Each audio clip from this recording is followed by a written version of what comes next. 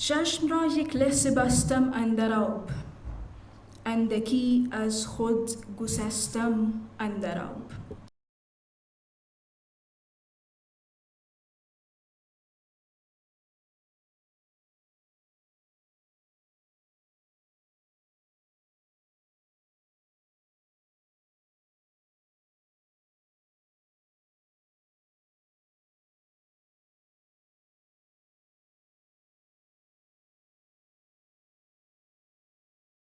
بسم اللہ الرحمن الرحیم۔ لیکچر ہے آج جاوید نامہ کا۔ محترمہ فاطمہ فیاض صاحبہ تشریف لائی ہیں، تو میں شیراز آصف صاحب سے گزارش کروں گا کہ وہ تلاوت کلام پاک کے لیے تشریف لائیں۔ جناب شیراز آصف صاحب۔ اعوذ باللہ من الشیطان الرجیم، بسم اللہ الرحمن الرحیم۔ متکئین علی رفرف خضر وعبقری حسان، فبأی آلاء ربکما تکذبان، تبارک اسم ربک ذی الجلال والاکرام، صدق اللہ العظیم۔ جزاک اللہ شیراز آصف صاحب۔ اور میں اس سے پہلے کہ محترمہ فاطمہ فیاض صاحبہ کو لیکچر کے لیے ریکویسٹ کروں، ان کا ایک تعارف میں چاہتا ہوں کہ آپ کی خدمت میں پیش کر دیا جائے کہ ڈاکٹر فاطمہ فیاض مشتاق احمد گورمانی اسکول لمز میں اسسٹنٹ پروفیسر ہیں۔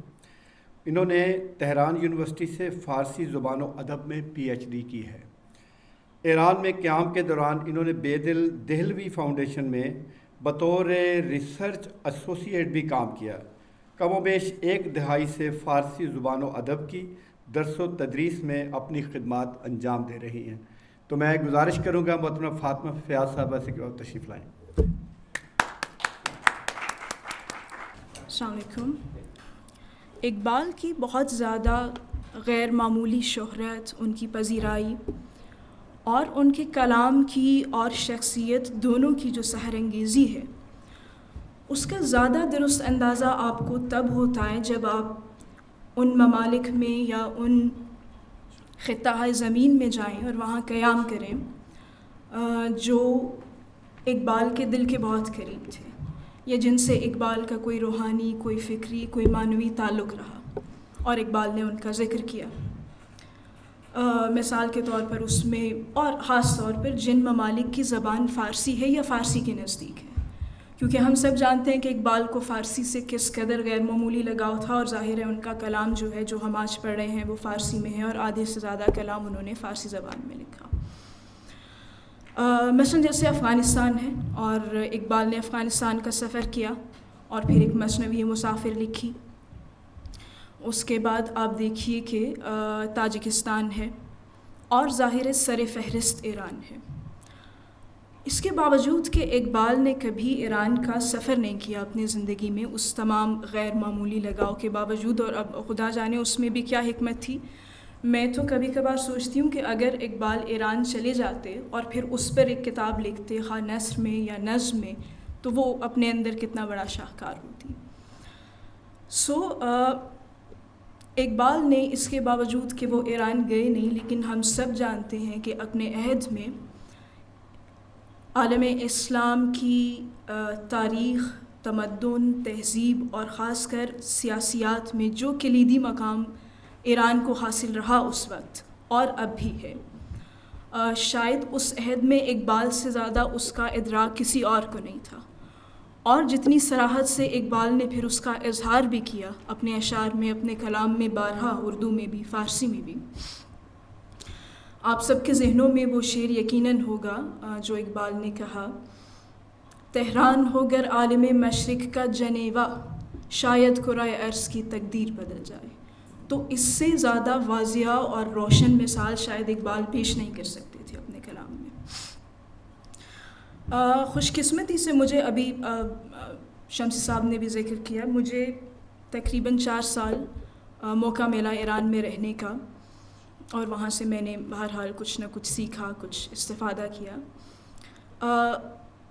میرے لیے وہاں پر ان 4 سالوں میں جو سب سے بڑھ کر باعث افتخار بات رہی اور مختلف جو ایرانی دوست تھے اور جو احباب تھے انہوں نے بار بار اس کا ذکر کیا اور توجہ دلائی، وہ یہ تھی کہ میرا تعلق اقبال کے شہر سے ہے۔ مثلاً وہاں آپ اگر ایران جائیں اور آپ کہیں میں لاہور سے ہوں تو آپ کو فوراً ایک کمپلیمنٹ ملتا ہے، اور وہ آپ کو کہتے ہیں کہ اچھا آپ اقبال لاہوری کے شہر سے ہیں، اور اس وقت آپ کو اندازہ ہوتا ہے کہ کیا اہمیت ہے اس بات کی۔ اور پھر آپ دیکھیے کہ صرف ایران نہیں، ایران کے جتنے نواحی ممالک ہیں، مثال کے طور پر عراق ہے، میرا جہاں قیام رہا 4 سال تک تہران یونیورسٹی کے ہاسٹل میں، میری روم میٹ ان کا تعلق عراق سے تھا، اور عراق کے بھی اس علاقے سے جسے ہم کردستان کہتے ہیں، جو کسی حد تک اپنی ایک مستقل اپنی آزادانہ حیثیت رکھتا ہے۔ اچھا، اتفاق سے ایک مرتبہ ہم یوں ہی بیٹھے گفتگو ہو رہی تھی تو انہوں نے مجھے بتایا، جو میرے لیے بہت ہی خوشگوار حیرت تھی، کہ ان کے والد نے بچپن میں اپنی اولاد کی تربیت میں جن شاعروں کا بہت ذکر کیا اور جن کے بہت اشعار سنائے، اس میں اقبال بھی شامل ہے، حالانکہ آپ دیکھیے کہ ان کی زبان فارسی نہیں ہے، اور ان کو بہت سے اقبال کے اشعار یاد تھے عراق اور کردستان کے علاقے میں۔ اسی طرح ایک اور ایران کے نواح میں ملک ہے تاجکستان۔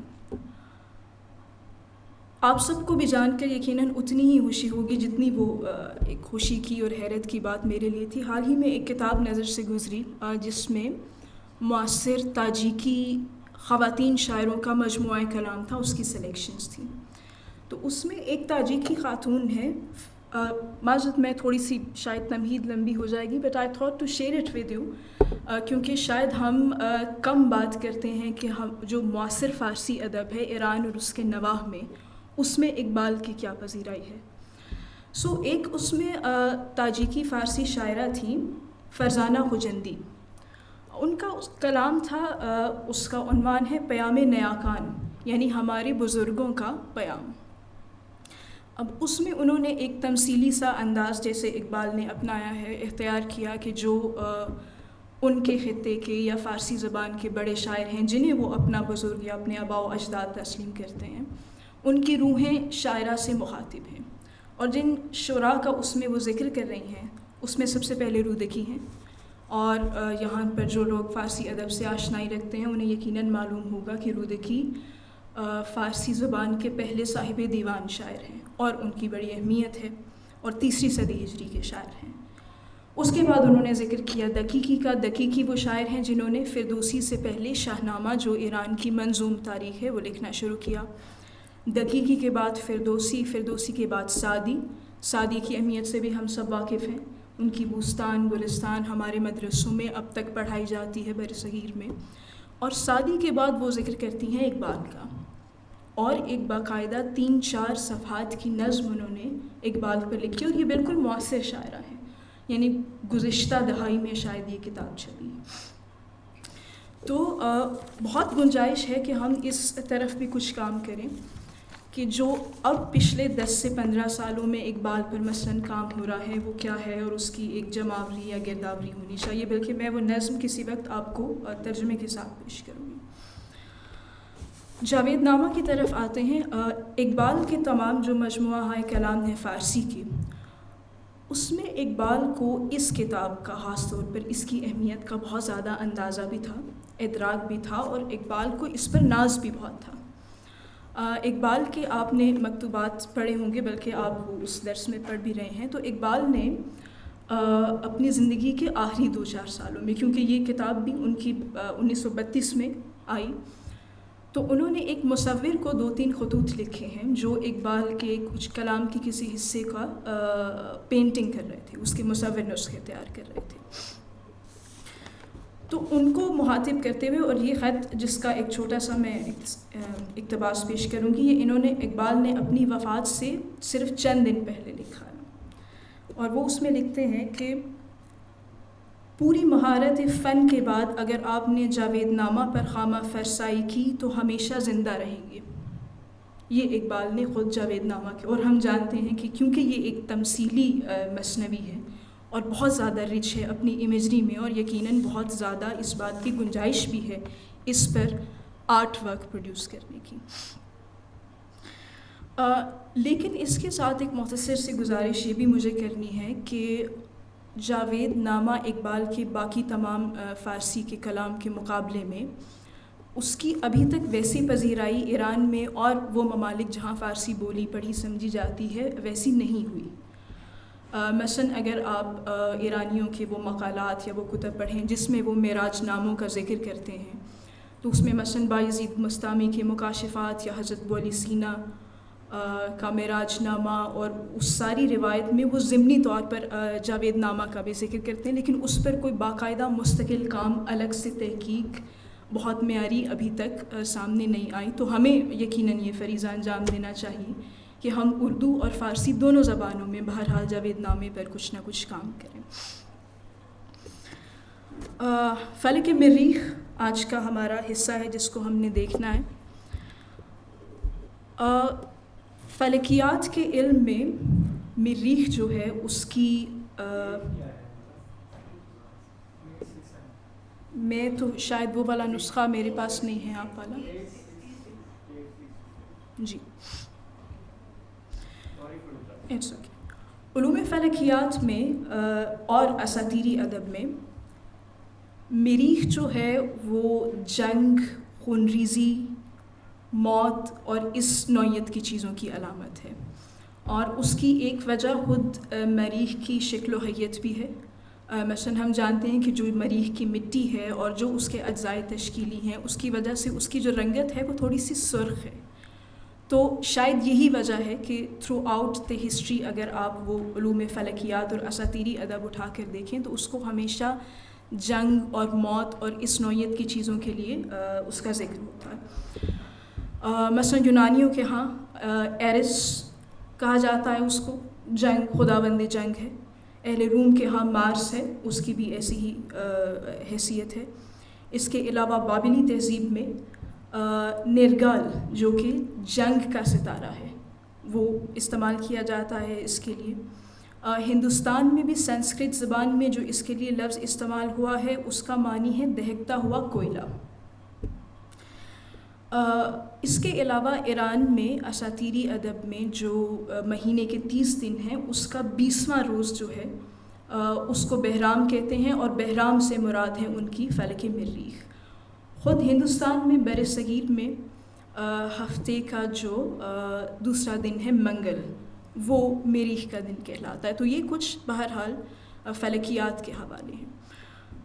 ہمیں یہ بھی دیکھنا چاہیے کہ مثلاً اقبال کیونکہ ہفت افلاک کی سیر پر گئے ہیں اور انہوں نے ایک سیارے سے دوسرے سیارے کا سفر کیا ہے، اور جن شخصیات کا وہ کسی ایک خاص سیارے میں ذکر کرتے ہیں یا ان سے ملاقات کرتے ہیں اپنے تخیل میں یا مکاشفے میں یا کریٹیو جرنی میں، علامتی سطح پر یا فکری و معنوی سطح پر ان کا کیا تعلق ہے اس خاص فلک سے. مثلاً اگر مریخ پر اقبال نے ایک حکیم مریخی ہے، ایک ستارہ شناس ہے اور ایک خاتون ہے جنہوں نے نبوت کا دعویٰ کیا ہے، ان سے ملاقات کی ہے، تو ان کا ایک کیا معنوی حیثیت بنتی ہے مریخ سیارے سے. آپ لوگوں نے یقیناً گزشتہ نشستوں میں سنا ہوگا اور خود سے بھی مطالعہ کیا ہوگا کہ یہ کتاب لکھتے وقت اقبال کے پیش نظر دانتے کی ڈیوائن کامیڈیا بھی رہی ہے. ڈیوائن کامیڈی میں دانتے کسی حد تک وہ معنوی مناسبت جو ہے اس سیارے کی اور یا جہاں ان سے وہ جن بھی شخصیات سے ملتے ہیں وہ رکھی ہے. مثلاً کیونکہ مریخ جو ہے وہ جنگ کا اور موت کا اور اس کی علامت ہے، تو مریخ پر جن شخصیات سے دانتے ملاقات کرتے ہیں وہ اہل حرب ہیں، اہل جنگ ہیں اور اس نوعیت. لیکن مثلاً اقبال نے بہت زیادہ تو اس مناسبت کو پیش نظر نہیں رکھا، لیکن آپ دیکھیے کہ کہیں نہ کہیں اگر ہم اس کی معنوی مناسبت دیکھیں تو جو یہاں پر حکیم مریخی اس میں ہم ابھی پڑھیں گے وہ مسئلہ جبر و اختیار پہ بات کرتے ہیں. اب خود فکری سطح پر یہ ایک جنگ اور ایک تنازع کی سی کیفیت ہے، اور فکر انسانی ابھی کسی بہت ہی ختمی نتیجے پر پہنچی نہیں ہے اس مسئلے پر. تو وہ ایک مشکل ایک الجھن کے طور پہ بہرحال موجود ہے. اور پھر اس کے بعد جو اگلی اہم شخصیت ہے اس میں نبیہ، جس نے رسالت کا دعویٰ کیا ہے، جو ظاہر اقبال کی ایک ذہنی اختراع ہے، ان کا ایک ساختہ کردار ہے. وہ بھی جس نوعیت کا مکالمہ پیش کریں گی، مثلاً وہ فطری اصولوں کی ایک مخالفت ہے یا اس سے ایک تضاد ہے، تو کہیں معنوی اعتبار پر، فکری اعتبار پر وہ جنگ اور وہ والی کیفیت اس میں بھی آپ کو دکھائی دے گی. جہاں سے یہ شروع ہو رہا ہے، میں اس کا پہلا شعر آپ کے لیے پڑھتی ہوں. آپ سب کے سامنے اب وہ صفحہ تو کھلا ہوا ہے، آئی ہوپ. چشم را یک لحظه بستم اندر آب، اندکی از خود گسستم اندر آب. میں نے اپنی آنکھ کو لمحہ بھر کے لیے پانی کے اندر بند کر لیا اور میں اپنے آپ سے کچھ دیر کے لیے جدا ہو گیا، اپنی ذات سے. جو لوگ آپ میں سے پچھلی نشست جنہوں نے یہاں پر موجود تھے، ان کو یقیناً یاد ہوگا کہ اس میں بھی جب اقبال جو زمان و مکان کی ایک جست پھیرتے ہیں، ایک مقام سے دوسرے مقام پر جاتے ہیں، یا ایک شخصیت کے بعد کسی دوسری شخصیت کا ظہور ہونا ہے، تو وہاں کہیں نہ کہیں پانی کا ذکر ضرور آتا ہے. مثلا اگر آپ 1-2 صفحے اس کے الٹائیں، جہاں پر یہ ہیڈنگ تھی نمودار شدن درویش سودانی، اس کا سب سے پہلا شعر دیکھیے. برق بی تابان رخشید اندر آب. پانی کے اندر بجلی جو تھی وہ بے تابانہ انداز میں چمکی. موجھا بالید و غلطید اندر آب. اور پانی کے اندر موجیں اٹھیں اور آپس میں ٹکرا گئیں. اور اس حصے کا آغاز بھی اقبال نے پانی سے کیا. ہمیں یہ سمجھنا چاہیے اور اس پر غور کرنا چاہیے کہ خاص طور پر اقبال پانی ہی کا ذکر کیوں کرتے ہیں، ٹائم اینڈ اسپیس کے اس فاصلے کو کور کرنے کے لیے. مثلاً اقبال یہ بھی کہہ سکتے تھے کہ روشنی کا ظہور ہوا اور میں فلاں جگہ پر پہنچ گیا، یا مثلاً ایک دھند تھی یا دھواں تھا یا کوئی بھی اس طرح. آپ یہ دیکھیے کہ پانی جو ہے وہ زندگی کی اور وقت کی بہت خوبصورت علامت ہے. تخلیق کائنات، اس زمین کی جو تخلیق ہے اس میں خشکی سے پہلے پانی موجود تھا، اور پانی ہی کے بعد تمام حیات کی یہاں پر ایجاد جو ہے وہ ممکن ہوئی. اس کے بعد کیونکہ پانی مسلسل حرکت میں رہتا ہے، سیال ہے، اور وقت بھی سیال ہے، اور زندگی بھی مسلسل، اقبال کے ہاں مسلسل حرکت کا نام ہے.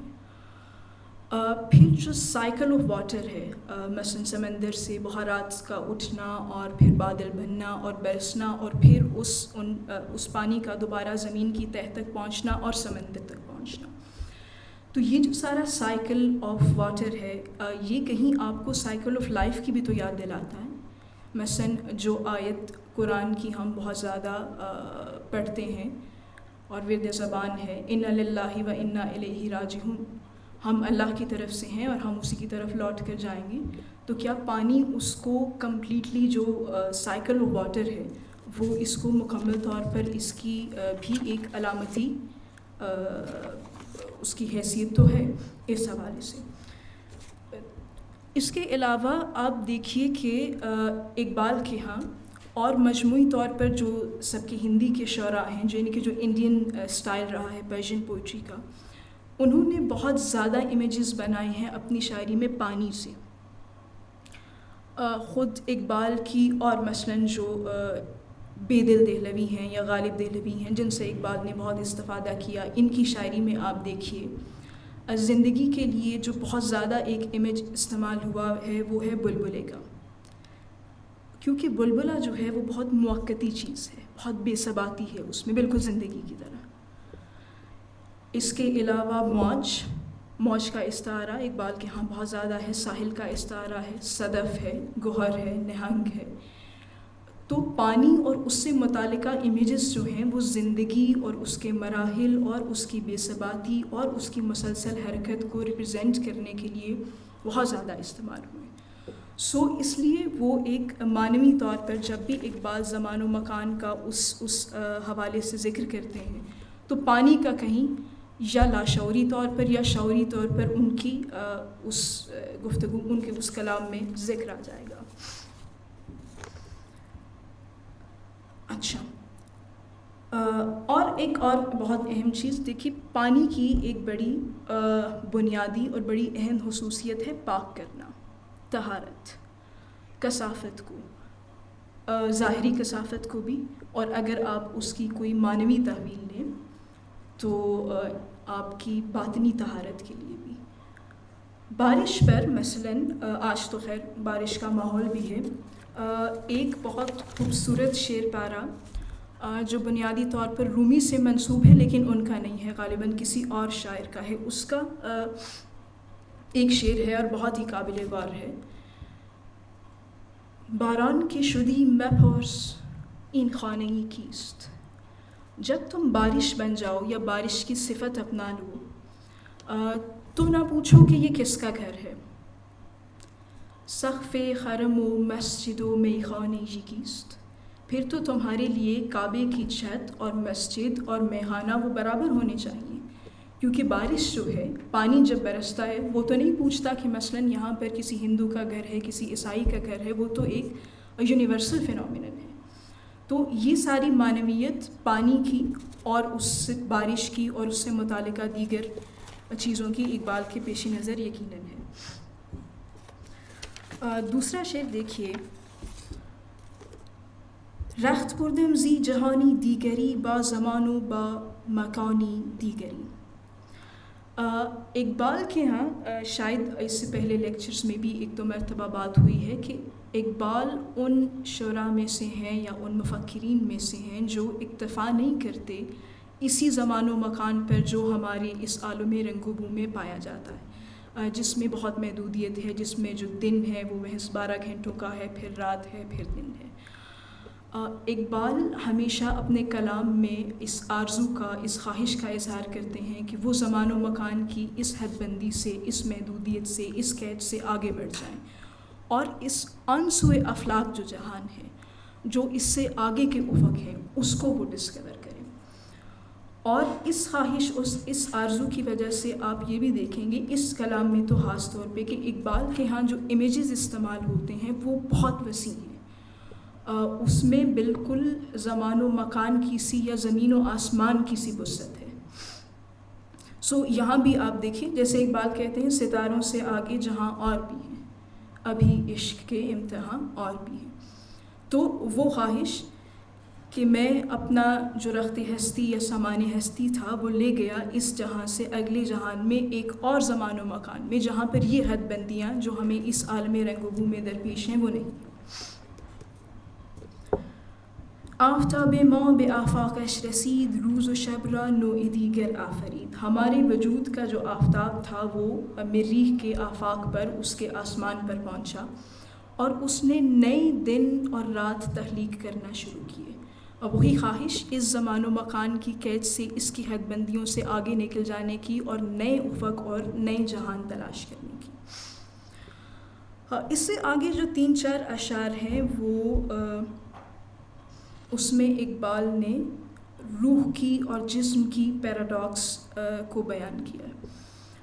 آپ سب یقیناً اس بات سے واقف ہیں اور واقف ہونا چاہیے کہ اقبال کے ہاں اقبال کے جو نظریات کی تشکیلی عناصر ہیں اس میں کچھ پیراڈاکسز ہیں جو بہت زیادہ ریپیٹ ہوتے ہیں۔ پیراڈاکس سے میری یہاں مراد یہ ہے کہ مثلاً 2 نظریات یا 2 وجود جن کو اقبال ایک دوسرے کے بالمقابل لاتے ہیں اور وہ ان کے تضاد سے ایک مطلب جو ہے اس کا بیان کرنا چاہتے ہیں، اور وہ کسی ایک کی برتری کے قائل بھی ہوتے ہیں بہت واضح انداز میں، مثلاً عقل و عشق۔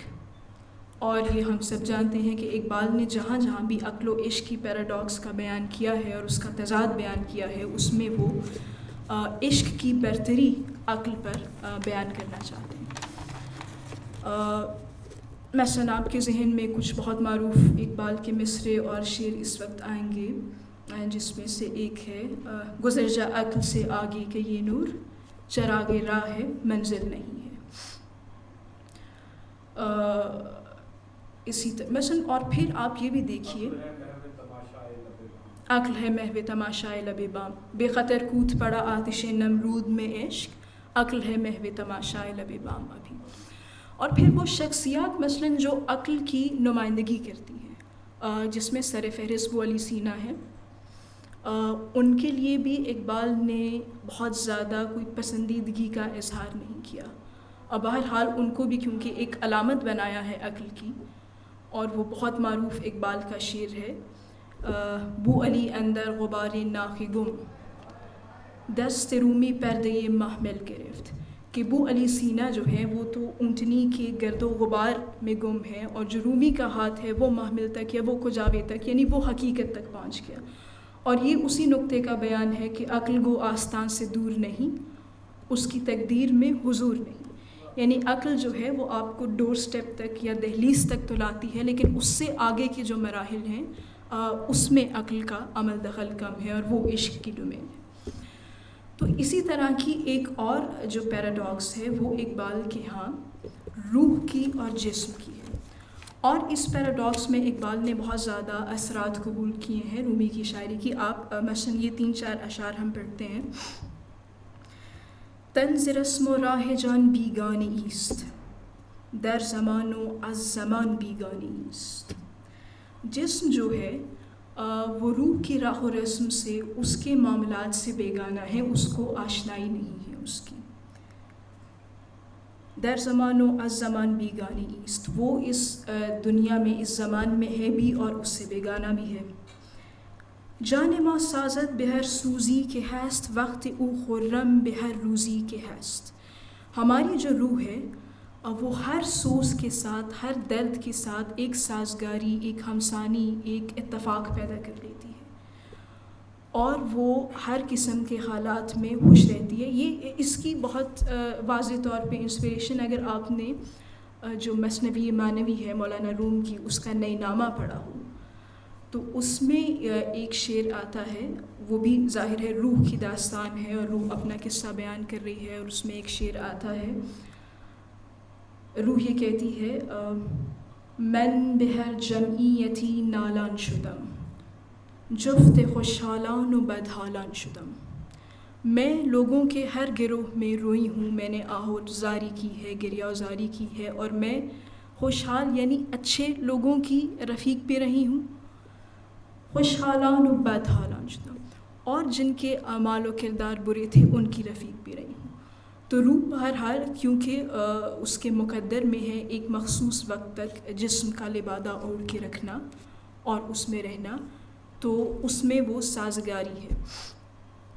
اب ہمیں یہاں پر اس پیراڈاکس میں یہ بھی دیکھنا ہے کہ جو جسم ہے بہرحال اس کا جو فنکشن ہے ہمارے وجود میں اور اس دنیا میں، وہ روح کی ایک قرارگاہ کا ہے، یعنی جب تک یہ مقدر ہے کہ ہماری روح جو ہے وہ اس دنیا میں ظاہری طور پر رہے، تب تک ہمارے جسم کا بھی فنکشن ہے، اور جب اس کا وہ روح کا معین وقت ختم ہوگا تو جسم کی فنکشنالٹی بھی ختم ہو جائے گی۔ گویا جو جسم کا وجود ہے وہ روح کی وجہ سے ہے، روح کا وجود جسم کی وجہ سے نہیں ہے، یہ نقطہ یقیناً سمجھنے کا ہے۔ اس پر رومی نے ایک بہت خوبصورت شعر کہا ہے، بلکہ مجھے اس کا ایک مصرع اس وقت یاد آ رہا ہے۔ وہ فرماتے ہیں کہ غالب از ما ہست شد نہ ما ازو، کہ جو جسم ہے اس کو ہم سے وجود ملا، ہمیں اس سے وجود نہیں ملا، اور یہاں یقیناً ہم سے جو مراد ہے وہ انسان کی روح ہے۔ تو جو جسم کا وجود ہے اس کی وجہ، اس کے وجود کی وجہ روح ہے۔ سو یہ وہ پیراڈاکس ہے جس کا اقبال یہاں ذکر کرنا چاہ رہے ہیں۔ اس سے نچلا جو بند ہے، اب اقبال بہرحال فلک مریخ میں داخل ہو گئے ہیں، اور اب وہ اس کی ارد گرد دیکھ رہے ہیں جو مناظر ہیں، اب اس کا ایک بیان آئے گا۔ مرغزاری با رسد گاہ بلند، دوربین او ثریا در کمند۔ وہی جو بات ابھی میں نے کچھ دیر پہلے کہی کہ خاص طور پہ اقبال کا یہ کلام کیونکہ افلاک کی سیر ہے، تو آپ یہ دیکھیں گے کہ جتنے بھی امیجز اقبال اس میں استعمال کریں گے اس میں بہت زیادہ وسعت ہوگی۔ اس ایک شعر میں آپ دیکھیے اقبال یہ کہہ رہے ہیں کہ ایک سرسبز جگہ تھی جہاں پر میں نے ایک بہت بلند رصد گاہ دیکھی۔ رصد گاہ قدیم زمانوں میں آپ یوں سمجھیے کہ جو لیبارٹریز قائم کی جاتی تھیں ستاروں کی اور سیارات کی حرکت کو دیکھنے کے لیے اور اس کا جائزہ لینے کے لیے اس کو رصدگاہ کہتے تھے. اور اقبال نے، اور ظاہر ہے دوربین سے، ٹیلیسکوپ سے وہ اس کو دیکھتے تھے، تو دوربین اس ثریا در کمند، اس کی دوربین اتنی بلند تھی، اتنی بڑی تھی کہ وہ ثریا کو اپنے احاطے میں لیے ہوئے تھی. اب آپ اس ایک امیج کا، اس دوربین کی وسعت کا اندازہ کریں کہ وہ دوربین بھی ثریا تک ہے. خلوت نو گنبد خضر استین یا سواد خاکدان ماستین. اور میں نے اس رصدگاہ کو اور اس بہت ثریا تک احاطہ کیے ہوئے دوربین کو دیکھ کر یہ سوچا کہ یہ، اب اس مصرے پر آپ غور کیجئے کہ یہ سبز رنگ کے 9 آسمانوں کی خلوت ہے یا یہ ہماری ہی خاک سے بنے ہوئے اس عالم کی کوئی جگہ ہے، اسی کی فضا ہے. اچھا، اس بظاہر سادہ سے شعر میں ایک جو بہت قابل غور ادبی نکتہ ہے اور تاریخی نکتہ ہے وہ یہ کہ اقبال نے 9 آسمانوں کا ذکر کیا ہے اس میں، اور کہا ہے کہ سبز رنگ کے 9 آسمان، جبکہ ہمارا جو آج کل کا امیج ہے آسمان کا، اس میں اگر ہم کسی رنگ کا سوچیں آسمان کے لیے تو وہ صرف نیلا ہوگا. لیکن ہسٹوریکلی خاص طور پہ پرشین کلچر میں آسمان کے لیے ان 2 رنگوں کا ہمیں اظہار ملتا ہے، ایک نیلا ہے، ایک سبز ہے. جو دن کے وقت آسمان کا رنگ ہے اس کو نیلے رنگ سے تعبیر کیا جاتا ہے، اور جو سیاہی ہے آسمان کی رات کے وقت اس کو کہا جاتا رہا سبز. جن لوگوں نے پرشین بیلٹ کا کبھی سفر کیا ہو، ایران کا، افغانستان کا، انہیں شاید اس بات کا علم ہو کہ اب بھی اگر اہل ایران کسی کو یہ کہنا چاہیں کہ آپ کی جو رنگت ہے وہ سیاہ ہے یا سیاہی مائل ہے تو وہ کہتے ہیں سبز سے. سیاہی کو سبز سے تعبیر کرنا اب بھی اہل ایران کے ہاں یا اہل فارس کے ہاں رائج ہے. تو یہ اسی کانٹیکسٹ میں اقبال کہہ رہے ہیں کہ کیا یہ 9 سبز رنگ کے آسمانوں کی خلوت ہے یا ہمارا ہی خاک و آب کا بنا ہوا جہان ہے. حافظ شیرازی بہت معروف فارسی کے شاعر تھے 8ویں صدی ہجری کے تیموری دور کے. ان کا ایک شعر ہے بہت ہی خوبصورت. اب اگر مجھے وہ درست سے یاد آ جائے. مزرع سبز فلک دیدم و داس مہنو، میں نے آسمان کا سبز رنگ کا کھیت دیکھا، و داس مہنو، اور جو ہلال ہے، جو ابھی بالکل مہنو ہے، اس کی درانتی. آپ اب اس سارے امیج کو ذہن میں لائیں کہ آسمان ایک سبز رنگ کی کھیتی ہے اور اس میں جو ابھی ہلال ہے وہ ایک درانتی کی طرح ہے کیونکہ اس کی کروڈ شکل ہوتی ہے. دوسرا مصرع شاید یہ ہے کہ یادم از کشت خویش آمد و ہنگام درو، شاید ایسا ہے. تو مجھے اپنا بویا ہوا یاد آ گیا اور فصل کی کٹائی کا وقت، یعنی کہ قیامت. اب آپ اس امیج کی خوبصورتی اور اس کی سمبولک دیکھیے کتنی خوبصورت ہے. لیکن اس کو یہاں پر کوٹ کرنے کا مقصد یہ تھا کہ آسمان کے لیے رات کے وقت، تاریکی کے وقت سیاہی کے بجائے سبز رنگ کو علامتی طور پر استعمال کرنا پرشین کلچر میں بہرحال اب بھی رائج. گاہ جستم وسعت او را کران، گاہ دیدم در فضای آسمان. کبھی میں اس کے اس وسعت کا کنارہ تلاش کرتا تھا اور کبھی میں آسمان کی طرف دیکھتا تھا. پیر رومان مرشد اہل نظر گفت مریخ است این عالم نگر. تو پیر روم جو اہل نظر کے مرشد ہیں انہوں نے کہا کہ دیکھو یہ مریخ ہے. شاید اقبال ابھی تک اس کی حقیقت کو جاننے کی کوشش کر رہے تھے، تو رومی نے بہرحال یہ عقدہ گشائی کی ہے کہ دیکھو یہ مریخ ہے. اب اس سے اگلا جو شعر ہے وہ اہم ہے اور وہ اس کے بعد آنے والے کئی اشعار کی تمہید بھی ہے. چون جہان ما طلسم رنگ و بوست، صاحب شہر و دیار و کاہ و کوست. یہ جو مریخ ہے یہ ہماری دنیا کی طرح طلسم رنگ و بو ہے. رنگ و بو کا ایک جادو ہے، ایک طلسم ہے، اور اس میں بھی شہر و دیار ہیں اور عمارتیں ہیں. اس جو حصے میں آپ دیکھیں گے کہ علامہ اقبال کافی زیادہ کمپیریزن کریں گے اہل زمین کا اہل مریخ سے، اور مریخ کو اقبال ایک بہت ہی آئیڈیل ہیومن سوسائٹی بنا کے پیش کریں گے، یعنی ایسا معاشرہ جس میں وہ تمام خصوصیات پائی جاتی ہیں جو اقبال کے نزدیک ایک فلاحی انسانی معاشرے میں یا ایک بہت ہی آئیڈیل انسانی معاشرے میں ہونی چاہیے۔ ساکنان شن فرنگان زو فنون در علوم جان و تن از ما فزون، اس کے جو رہنے والے ہیں وہ فرنگان یعنی انگریزوں کی طرح، فرنگیوں کی طرح بہت ہنرمند ہیں، بہت مختلف طرح کے علوم جانتے ہیں، اور وہ روح کے علوم میں بھی اور جسم کے علوم میں بھی ہم سے کہیں بڑھ کر ہیں۔ اچھا، اقبال کے متعلق جو ایک عام سا تاثر یہ ابھرتا ہے یا ابھارا جاتا ہے کہ اقبال جو ہیں وہ بہت زیادہ تنقید کرتے ہیں مغرب پر اور تنقید محض کرتے ہیں۔ تو اس ایک شعر سے آپ کو یہ بھی اندازہ ہوگا کہ وہ تاثر کوئی اتنا درست تاثر نہیں ہے۔ اقبال مغرب کی جو خوبیاں ہیں بہرحال اس کا بھی ذکر کرتے ہیں اور اس کے قائل ہیں، اور اس کا ذکر ان کے کلام میں آتا بھی ہے، اس میں بھی آئے گا۔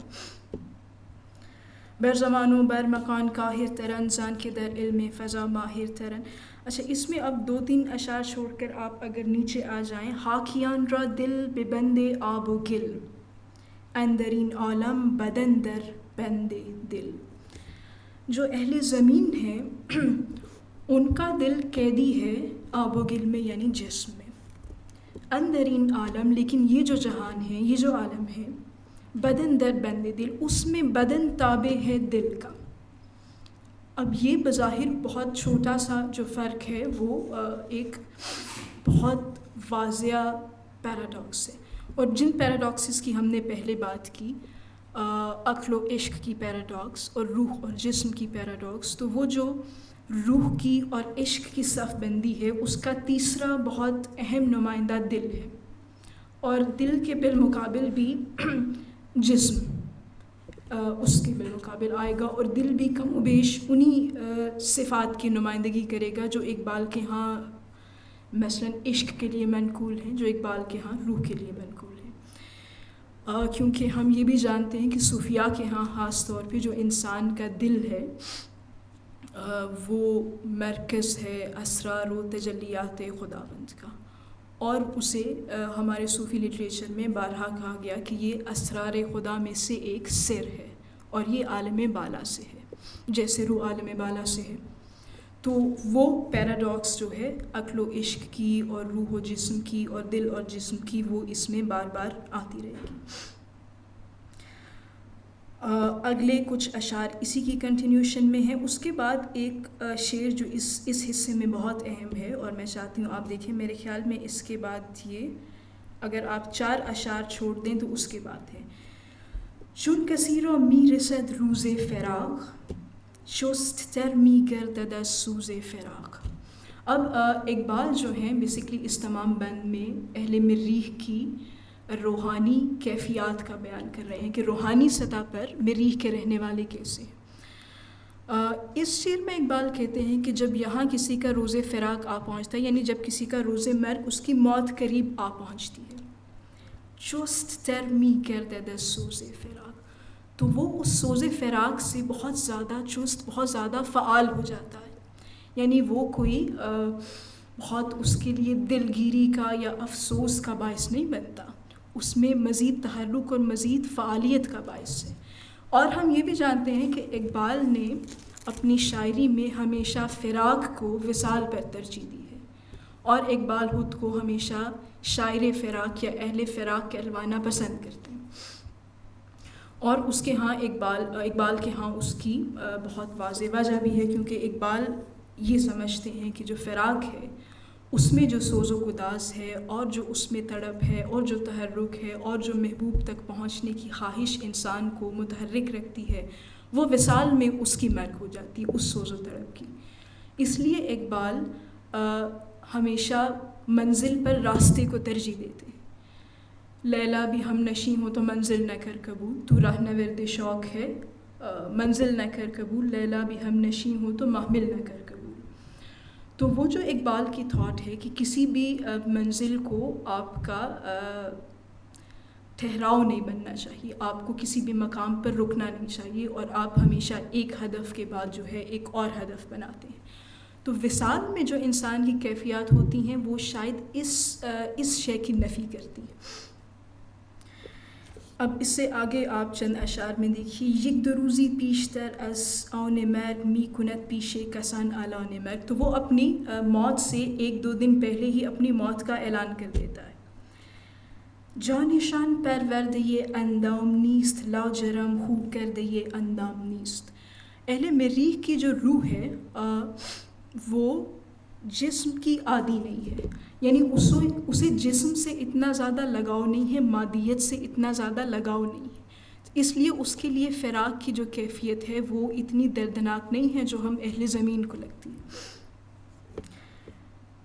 اس سے اگلا شعر دیکھیے، اور یہ اپنے اندر بہت ہی منفرد اور ایک شاہکار شعر ہے۔ تن بہی شندر کشیدن مردن است، از جہان در خود رمیدن مردن است۔ اقبال یہاں کہتے ہیں کہ اہل مریخ کے لیے اپنے جسم کو اپنے وجود کے اندر سمیٹ لینا ہی موت ہے۔ از جہان در خود رمیدن مردن است، اور اس جہان سے، اس مادیات سے اپنے باطن کی طرف یا اپنے اصل کی طرف سفر کر لینا، اس کا نام موت ہے۔ اور یہ وہی کنسپٹ ہے جو ہمارے ہاں ایک بہت زیادہ صوفیاء کے ہاں قول مقبول ہے، مر جاؤ اس سے پہلے کہ تمہیں موت آئے۔ اس کا مجھے عربی ٹیکسٹ ابھی میرے ذہن میں نہیں ہے، اگر کسی کو آتا ہو۔ جی بالکل، اب یہ آئی ایم ناٹ شیور کہ یہ حدیث کے طور پر حدیث ہے، مر جاؤ اس سے پہلے کہ تمہیں موت آئے، یعنی جو تمہاری نفسانی خواہشات ہیں اور جو تمہاری مادہ پرستی ہے اس کو ختم کر دو اس سے پہلے کہ تم اس جہان سے اٹھو۔ سو یہ اس کا بہت ہی خوبصورت علامتی اظہار ہے شعر۔ اس سے اگلے حصے پر آئیے، برآمدن انجم شناس مریخی از رصدگاہ۔ اس حصے میں اب وہ جس رصدگاہ کے سامنے اقبال کھڑے ہیں اور یہ سارا ڈائلاگ چل رہا ہے، اس میں سے ایک شخص باہر آتے ہیں جو انجم شناس ہیں، یعنی جو ستاروں کا علم جانتے ہیں۔ اس میں ایک بڑی دلچسپ بات، اس کا آپ اگر 5واں شعر دیکھیں، آدمی را دو دید چون گل برشگفت در زبان طوسی و خیام گفت۔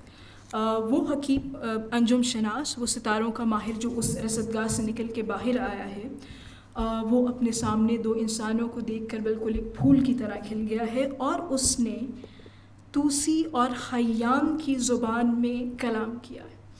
اب یہ 2 شخصیات ہم جانتے ہیں، نصیر الدین طوسی 7ویں صدی ہجری کے بہت بڑے ادیب تھے اور ستارہ شناس تھے، ماہر فلکیات تھے۔ انہوں نے بھی رصدگاہ بنائی تھی، غالباً ہلاکوہان کے حکم پر، ان کے کہنے پر، اور ایک انہوں نے کیلنڈر بھی بنایا تھا جسے شاید زیج ایلخانی کہتے ہیں۔ اسی طرح حکیم عمر خیام، جنہیں ہم زیادہ تر ایک شاعر اور ایک ربائی گو کے طور پر جانتے ہیں، لیکن عمر خیام بہت بڑے میتھمیٹیشین اور فلک شناس اور ستارہ شناس تھے، اور انہوں نے بھی ایک کیلنڈر بنایا تھا تقویم یا زیج ملک شاہی کے نام سے۔ تو بہرحال یہ جن 2 شخصیات کا ذکر کیا ہے، ان دونوں کا تعلق کسی نہ کسی طرح ستارہ شناسی سے اور علوم فلکیات سے ہے۔ اچھا، اس کے بعد 2-3 اشعار اگر آپ نیچے آئیں تو اس ایک شعر ہے اور بہت ہی دلچسپ ہے۔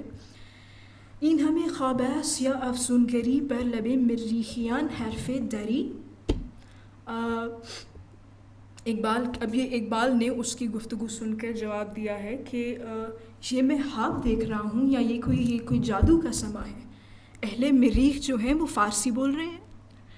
اب آپ دیکھیے اقبال، دری آپ جانتے ہوں گے فارسی کا وہ لہجہ ہے جو افغانستان میں بولا جاتا ہے، تو اقبال کی جو فارسی زبان سے محبت ہے اور جو لگاؤ ہے، اس کا آپ یہ اب کرشمہ سازی دیکھیے کہ وہ زمین سے اٹھا کر مریخ پر بھی فارسی لے گئے، اور وہ جو انجم شناس باہر آیا ہے اس نے فارسی میں اقبال سے بات کی، اور وہ اس کے بعد کہتا ہے اقبال کی اس تعجب اور حیرانی کے جواب میں کہ رسول پاک کے دور میں مریخ کے اقوام میں سے ایک شخص جو ہے وہ ان کی خدمت میں حاضر ہوا، اور اس نے جو ہے وہ عرب و عجم دیکھے، اس لیے ہم وہاں کی زبانوں سے اور کلچر سے اور تہذیب سے آشنا ہیں، لیکن انسان ہماری تہذیب کو نہیں جانتے۔ اس کے بعد اگلے حصے میں آئیے جہاں پر یہ عنوان ہے رومی. اب رومی جو ہیں وہ مخاطب ہوں گے اس فلک شناس سے. منز افلاکم رفیق منز خاک، سرخوش و نہ خورد از رگهای تاک. اس شعر میں جو ایک کمال کا ہنر ہے اور اقبال نے بہت ہی نامحسوس انداز میں رومی کی زبان سے کہلوایا ہے. مطلب رومی یہ کہہ رہے ہیں کہ میرا تعلق تو افلاک سے ہے، آسمانوں سے ہے، لیکن جو یہ میرا ساتھی ہے یعنی اقبال، یہ خاک سے ہے، یہ زمین سے ہے.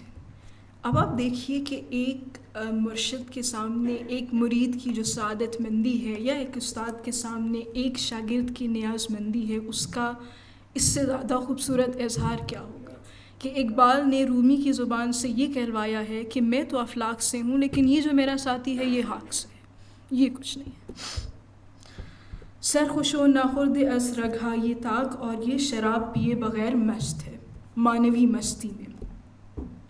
مرد بی پروا و نامش زنده رود، مستی او از تماشای وجود. یہ ایک آزاد انسان ہے اور اس کا نام ہے زندہ رود. اس پر یقیناً پہلے بھی اساتذہ نے بات کی ہوگی کہ زندہ رود نام کیوں ہے.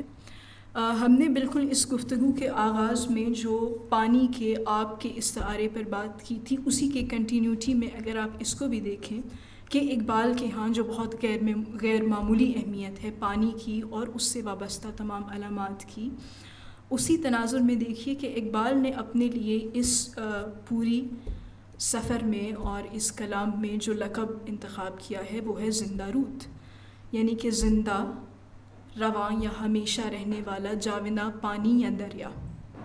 اس میں بھی پانی ہے. اور یہ کتاب جاوید نامہ ظاہر اقبال نے ڈیڈیکیٹ کی اپنے بیٹے کو جاوید کے نام پر، اور وہی بیٹے ان کے جاوید جب اپنے والد کی سوانح عمری لکھتے ہیں تو اس کا نام بھی زندہ رود رکھتے ہیں. اور زندہ رود ہم یہ بھی جانتے ہیں کہ دراصل زائند رود سے ماخوذ ہے، جو کہ ایک دریا ہے اصفہان میں، ونس اگین ایران میں. آگے رومی کہتے ہیں کہ تاکہ در شہر شما افتاده ایم، در جهان و از جهان آزاده ایم، در تلاش جلوه های نو بنو یک زمان ما را رفیق راه شو. یعنی ہم آپ کے ملک میں، آپ کے اقلیم میں آ گئے ہیں اور ہم نئے زمانوں کی، نئی جہات کی تلاش میں ہیں، تو کیا آپ لمحہ بھر کے لیے ہماری رہنمائی کریں گے. اگلے حصے پر ہم آ جائیں، تھوڑا سا ہم رفتار پکڑیں. حکیم مریخی اب جو ہے وہ اقبال کو کچھ مزید جگہیں دکھائیں گے، مزید اس سیر میں، اس سیارے کی گردش میں، سیر میں وہ بھی اب اقبال اور رومی کے ہمراہ ہیں. اور وہ ایک جگہ کی اب توصیف کر رہے ہیں یہاں پر. این نواح مرقدین برخیاست، برخیا نام ابوالآبای ماست. یہ جو آپ جگہ دیکھ رہے ہیں یہ مرقدین برخیا کا نواحی علاقہ ہے اور برخیا ہمارے جد کا نام ہے. اچھا، یہ جو جگہ ہیں یہ اقبال نے بہرحال کریٹ کی ہیں.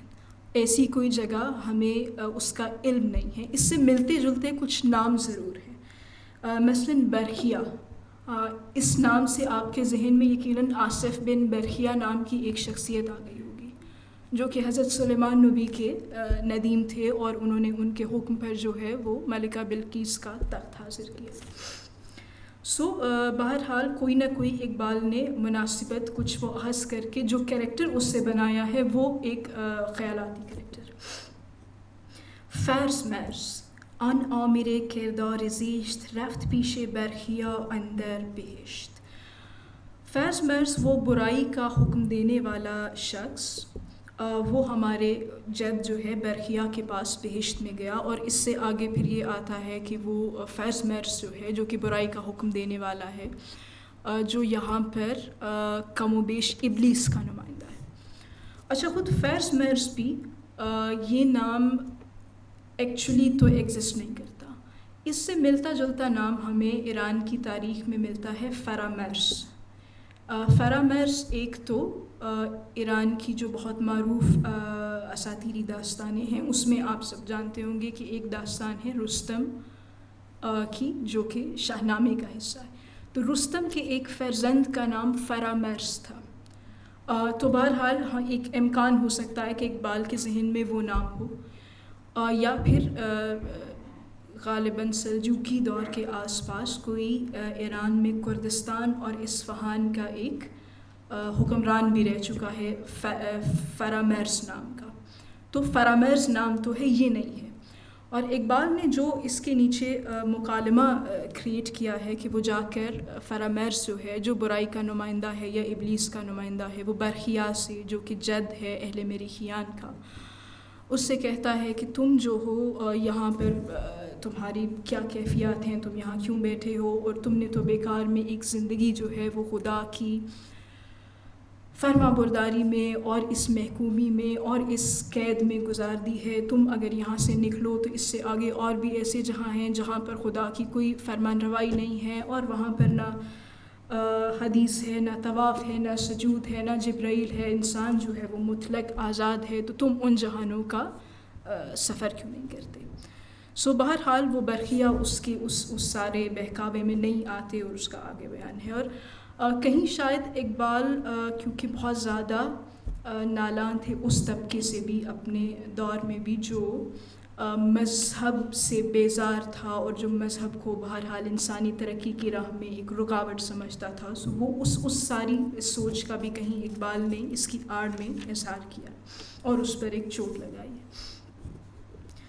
اب اس سے اگلے حصے میں اگر ہم آئیں، گردش در شہر مرقدین، مرقدین شہر کی سیر. اس سے پہلے میں نے پیچھے آپ سے عرض کی تھی کہ اقبال نے اہل مریخ کے لیے اور مریخی معاشرے کے لیے کچھ ایسی صفات کا ذکر کیا ہے جو اقبال کے خیال میں ایک بہت ہی آئیڈیل انسانی معاشرے میں، ایک فلاحی انسانی معاشرے میں فکری سطح پر، معنوی سطح پر، ظاہری مادی سطح پر ہونی چاہیے. تو یہ بند اس حوالے سے بہت اہم ہے کہ اس میں اقبال نے وہ تمام صفات جو ہیں وہ جمع کر دی ہیں اہل مریخ میں، اور دراصل وہ یہ کہنا چاہ رہے ہیں کہ جو ہند کا معاشرہ ہے یا جو مجموعی طور پر اسلامی معاشرے ہیں ان کے اندر فکری لحاظ سے، معنوی اعتبار سے یہ ساری صفات ہونی چاہیے. تو اس کے کچھ ہم اشعار کو ضرور دیکھ لیں گے. مرقدین و آن عمارات بلند منشگویم زن مقام ارجمند. مرقدین اور اس کی وہ بلند و بالا عمارتیں، میں اس کی عظمت کے بارے میں کیا کہوں. ساکنانش در سخن شیرین چنوش، خوب روی و نرم خوی و سادہ پوش. اس کے جو رہنے والے ہیں وہ بہت ہی خوش گفتار ہیں، اور اس کے علاوہ اپنے مزاج میں بہت نرمی رکھتے ہیں اور بہت سادہ پوش ہیں، بہت سادگی اختیار کرتے ہیں. فکرشان بھی درد و سوز اکتساب، رازدان کیمیائی آفتاب. ہر کہ خواہد سیم و زر گیرد ز نور، چون نمک گیری ما از آب شور. اب یہ بہت دلچسپ بات ہے. اقبال کہتے ہیں کہ یہاں پر جو لوگ ہیں وہ سونا چاندی اکٹھے کرنے کی فکر میں نہیں ہے.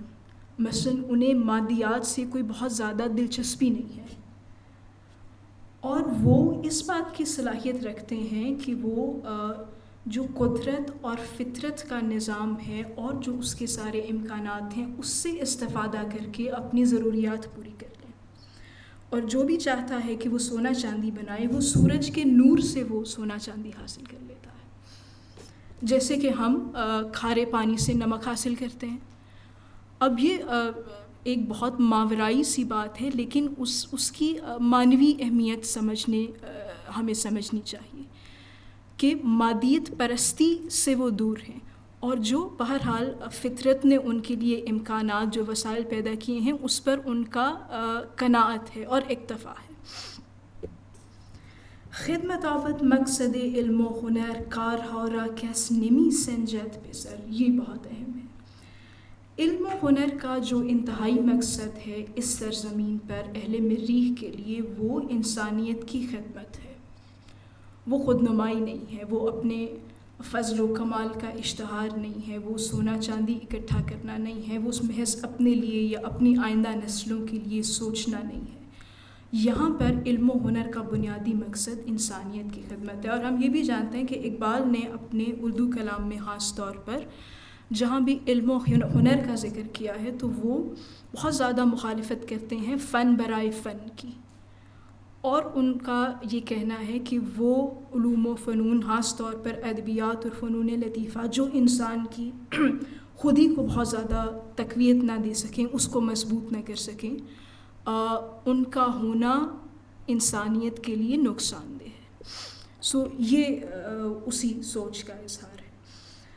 اور پھر اس سے آگے انہوں نے یہ بھی کہا ہے کہ یہ ایسا معاشرہ ہے جہاں پر ابھی مشینیں جو ہیں وہ انسانی احساس پر غالب نہیں آئی ہیں، اور یہاں کا آسمان جو ہے وہ دھوئیں سے آلودہ نہیں ہوا ہے۔ وہ اقبال کا شعر آپ کو یاد آنا چاہیے کہ احساس سے مروت کو کچل دیتے ہیں آلات، ہے دل کے لیے موت مشینوں کی حکومت۔ تو وہ جو اقبال کے دل میں ایک خلش ہے کہ ہم جو ہیں وہ کتنے زیادہ مکینیکل ہو گئے ہیں، اور جو ایک انسانی جذبات اور احساسات اور اس کا جو اصالت ہے اس سے کتنا دور ہو گئے ہیں، اس کا ایک نوحہ بھی ہے، اور وہ مریخ میں یا اہل مریخ میں ایک خیالی سطح پر ان کو اس سے دور دیکھتے ہیں۔ اور اس سے آگے اقبال نے کہا ہے کہ یہاں پر جو دہقان ہیں، جو محنت کش ہیں، ان کی روزی پر اور ان کے مال و متاع پر فیوڈلز کی لوٹ کھسوٹ نہیں ہے، وہ اس سے محفوظ ہیں، اور اس جہان میں نہ کوئی لشکر ہے، نہ کوئی فوج ہے، اور نہ جنگ و کشتار ہے۔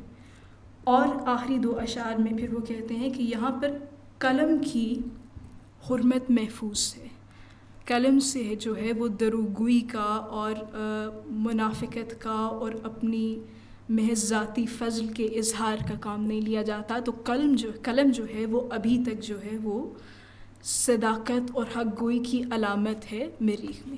تو اب آپ دیکھیے یہ وہ ساری صفات ہیں جو اقبال کے ہاں مجموعی طور پر ایک بہت ہی آئیڈیل انسانی معاشرے کو جنم دے سکتی ہیں، اور اقبال نے ایک ایک کر کے وہ سب گنوا دی ہیں اہل مریخ کے اندر۔ اس سے آگے آئیے، کسترینجا سائل و محروم نیست، عبد و مولا حاکم و محکوم نیست۔ یہاں پر کوئی بھی شخص جو ہے وہ سوالی نہیں ہے، کوئی محروم نہیں ہے، کوئی فقیر نہیں ہے، اور آقا اور مولا کا امتیاز نہیں ہے۔ تو کہیں کہیں ہمیں ان ساری جو اقبال نے معاشرتی صفات کا ذکر کیا ہے اس میں مدینہ کی ریاست کا ایک جھلک بھی تو دکھائی دیتی ہے، جس کا آج کل ہماری سیاست میں چرچا بھی بہت ہے۔ اس کے بعد اقبال نے جو سوال کرنا ہے اس حکیم مریخی سے، وہ ایک بہت ہی اہم مسئلہ ہے جس کا ہم نے شروع میں اس کا تھوڑا سا ذکر بھی کیا، جبر و اختیار کا معاملہ۔ اقبال جو کہ زندہ رود کے لقب سے یہاں پر موجود ہیں، وہ کہتے ہیں سائل و محروم تقدیر حق است، حاکم و محکوم تقدیر حق است، جز خدا کس خالق تقدیر نیست، چارہ تقدیر از تدبیر نیست۔ سوالی ہونا یا حاکم ہونا، امیر ہونا یا غریب ہونا، یہ تو خدا کی تقدیر ہے، یہ تو قدرت کا فیصلہ ہے، اور حاکم اور محکوم ہونا یعنی آقا اور مولا ہونا، یہ بھی قدرت کا فیصلہ ہے، اور انسان اپنی تدبیر سے تقدیر کو بدل تو نہیں سکتا۔ اب وہ بنیادی طور پہ پوچھنا چاہ رہے ہیں حکیم مریخی کی اس پر رائے کیا ہے، اور اس آڑ میں اقبال جبر و اختیار کے مسئلے پر اپنی رائے کو اور اپنے نظریے کو بہت ہی خوبصورتی سے اگلے اشعار میں پیش کریں گے۔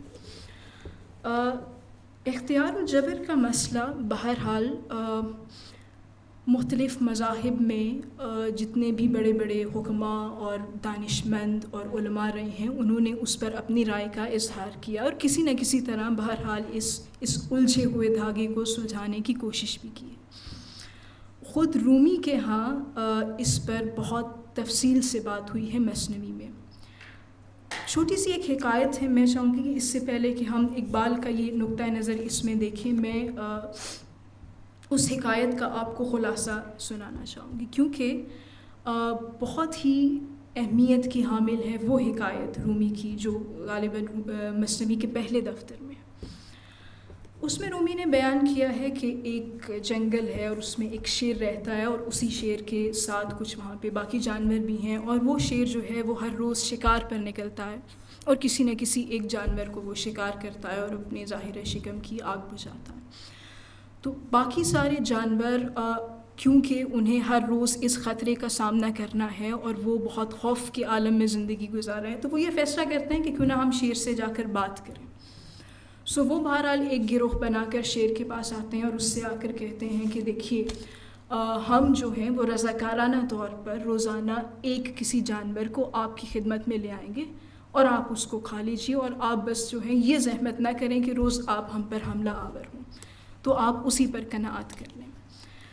اب وہاں پر ایک ڈائلاگ شروع ہوتا ہے ان سب جانوروں اور شیر کے مابین۔ شیر کہتا ہے، شیر وہاں پر جو کوشش اور کار اور سعی و عمل جو ہے اس کی نمائندگی کرتا ہے کہ میں بے شک میری روزی جو ہے وہ مقسوم ہے، وہ میرے حصے میں لکھ دی گئی ہے، لیکن میں اپنی کوشش سے اور حملہ کر کے اور جو صفات اور جو قوت مجھے خدا نے دی ہے اس کو بروئے کار لا کر اپنا شکار حاصل کروں گا۔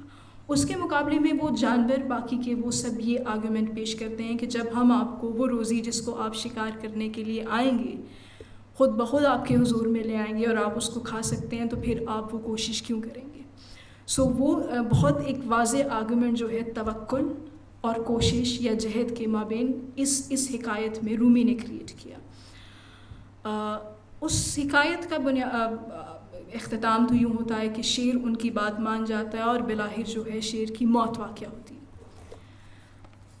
لیکن اس سارے آرگیومنٹ میں جو رومی نتیجہ نکالتے ہیں، ایک شیر جو شیر کی زبان سے کہلوایا جاتا ہے وہ یہ ہے کہ اس کا مفہوم یہ ہے کہ اگر تم توکل کرنا چاہتے ہو تو کار و کوشش میں توکل کرو، یعنی تم اپنے حصے کا کام کرو، کوشش کرو، اور پھر جو نتیجہ ہے اس کے لیے توکل کرو۔ کیونکہ رسول پاک سے بھی تو ایک واقعہ معروف ہے کہ شاید کسی بدو نے اپنا کسی کاروان سرائی کے سامنے، یا مجھے ٹھیک سے یاد نہیں ہے، مسجد نبوی کے کہیں آس پاس اپنا جو اونٹ تھا وہ اس کو باندھے بغیر چھوڑ دیا۔ تو رسول پاک نے کہا کہ نہیں، جو اونٹ ہے اس کی مہار تم باندھ دو اور باندھنے کے بعد خدا پر توکل کرو، یعنی تم اپنے حصے کی جو احتیاط ہے وہ تدبیر ہے اس کو ترک نہ کرو۔ تو یہ رومی کی اس تمام مسئلے پر رائے ہے۔ اب آپ دیکھیے کہ اقبال نے اس سارے مسئلے کو کس طرح سے اپنی اس پہ رائے کا اظہار کیا ہے۔ گرز یک تقدیر خون گردد جگر خواہ از حق حکم تقدیر دیگر۔ اگر کسی ایک معاملے میں خدا کی کوئی تقدیر یا اس کا حکم یا کوئی نتیجہ جو ہے اس سے تمہارا جگر خون ہو جائے یا تمہیں وہ پسند نہ آئے، تو تم خدا سے کسی دوسرے نتیجے کی، کسی دوسرے تقدیر کی خواہش کرو۔ کہنے کا مطلب یہ ہے کہ تم اپنے کار و کوشش کو، اپنے اعمال کو اگر تبدیل کر لو تو اس کا نتیجہ اور تمہارے حصے میں لکھے جانے والی تقدیر بھی بدل جائے گی۔ آپ میں سے یقیناً زیادہ تر لوگوں نے وہ حدیث یہ سنی ہوگی جس میں رسول پاک فرماتے ہیں کہ کوئی بلا نازل ہونے والی ہوتی ہے تو دعا اس کو ٹال دیتی ہے، اس سے پہلے کہ وہ بلا نازل ہو اور اس سے پہلے کہ اگلی بلا آئے، دعا سے وہ بلا ٹل جاتی ہے۔ اور اسی سے ہمارے ہاں صوفیہ میں یہ پھر رائج ہوا ہے کہ جو دعا ہے وہ تقدیر کو بدل دیتی ہے۔ تو اس کا مطلب ہے کہ تقدیر جو ہے وہ بالکل حرف آخر نہیں ہے، اٹل نہیں ہے، ہم اپنے کار و کوشش سے، دعا سے تقدیر کو بدل بھی سکتے ہیں۔ تو اس نظریے کو اقبال نے ان اشعار میں بیان کیا۔ اور ایک شعر جو اس بند کا چوتھا شعر ہے اس کو دیکھیے۔ رمز باریکش به حرفی مضمر است تو اگر دیگر شوی او دیگر است۔ اس سارے قضیے میں یا اس بات میں ایک بہت ہی باریک اور لطیف نقطہ پنہا ہے کہ اگر تم بدل جاؤ تو تقدیر بدل جائے گی۔ تو اگر دیگر شوی او دیگر است، تم بدل جاؤ تو تقدیر بدل جائے گی۔ خاک شو نظر ہوا سازد ترا، اگر تم خاک بن جاؤ گے، مٹی بن جاؤ گے تو تمہیں ہوا کی نظر کر دیا جائے گا، تمہیں ہوا میں اڑا دیا جائے گا۔ سنگ شو بر شیش اندازد ترا، اگر تم پتھر بنو گے تو تم سے شیشہ توڑنے کا کام لیا جائے گا۔ شبنمی، اور اگر تم شبنم ہو افتندگی تقدیر دوست، تو پھر گر جانا بہہ جانا تمہاری تقدیر ہے، کل زمیں اور اگر تم سمندر ہو، پائندگی تقدیر دوست، تو پھر ہمیشہ رہنا قائم رہنا وہ تمہاری تقدیر ہے۔ تو جیسا تمہارا کردار ہے، جیسا تمہارا عمل ہے، جیسی تمہاری روش اور کوشش ہے، ویسی تمہاری تقدیر ہوگی۔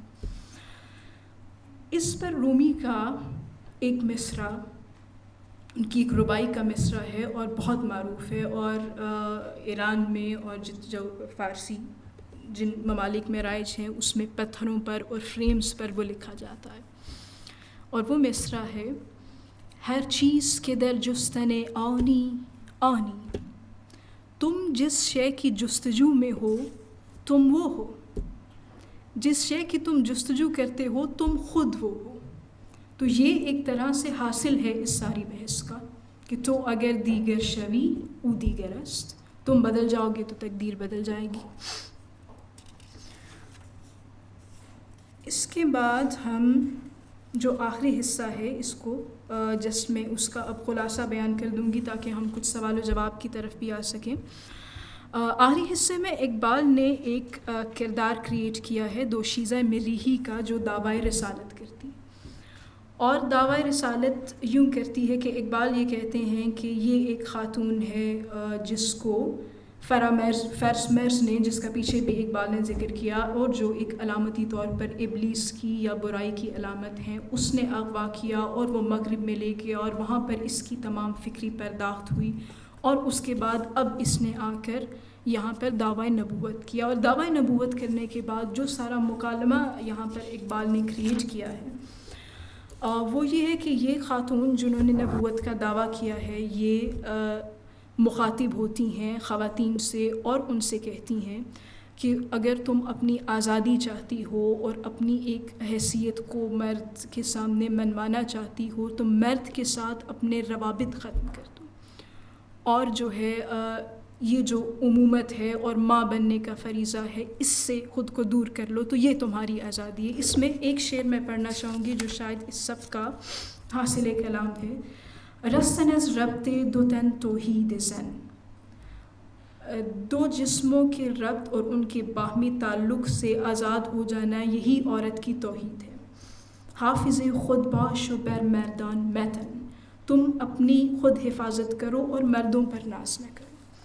اب ہم یہ بھی جانتے ہیں کہ اقبال کا جو دور تھا 20ویں صدی عیسوی، اس میں مغرب میں خاص طور پر یورپ میں آزادی نسواں کی کچھ تحریکیں جو ہیں وہ بہت زور پر تھیں، وومن ایمنسپیشن کی، اور ان کے ایجنڈے میں بہرحال اس نوعیت کے مکالمات بھی تھے جو ظاہر اقبال کے لیے بہت تکلیف دہ تھے اور بالکل بھی قابل قبول نہیں تھے، اور جب اقبال نے یورپ میں قیام کیا ہوگا تب بھی ان کے مشاہدے میں یہ سب باتیں آئی ہوں گی، تو ایک اس سارے نظریے کو اقبال نے اس مکالمے میں پیش کیا ہے، اور پھر رومی کی زبان سے اقبال نے اس کا جواب یہ دیا ہے کہ جب جو ہے آپ کا علم و فضل اور دانش جو ہے وہ عشق سے بیگانہ ہو جائے گا اور سوچ سے الگ ہو جائے گا تو پھر اس کا نتیجہ یہی ہوگا جو اس سارے مکالمے میں ہوا۔ اس پر آ کر، اس مکالمے پہ آ کر بہرحال یہ حصہ مریح کا اپنے اختتام کو پہنچے گا۔